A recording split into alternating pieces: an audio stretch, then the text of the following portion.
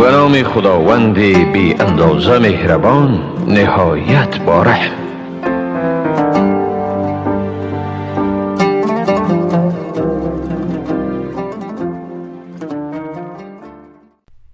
نجاری بود که زن زیبایی داشت. پادشاه را مجذوب خود کرده بود. پادشاه بهانه‌ای از نجار گرفت و حکم اعدام او را صادر کرد و گفت نجار را فردا اعدام کنید. نجار آن شب نتوانست بخوابد. همسر نجار گفت مانند هر شب بخواب، پروردگارت یگانه است و درهای گشایشش بسیار.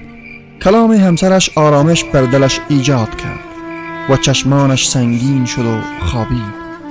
صبح صدای پای سربازان را شنید. چهرهش دگرگون شد و با ناامیدی، پشیمانی و افسوس به همسرش نگاه کرد که دریغا باورت کردم. با دست لرزان در را باز کرد و دستانش را جلو برد تا سربازان زنجیر کنند. دو سرباز با تعجب گفتند پادشاه مرده و از تو میخواهیم تابوتی برایش بسازی. چهره نجار برقی زد و نگاهی از روی عذرخواهی به همسرش انداخت.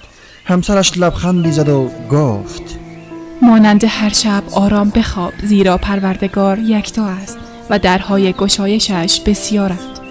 فکر زیادی انسان را خسته می کند، در حالی که الله تبارک و تعالی مالک و تدبیر کننده کارهاست.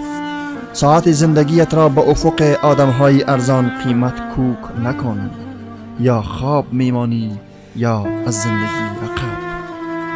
در هر شرایطی امیدت را به الله از دست نده و هر لحظه منتظر رحمت بیکرانش باش.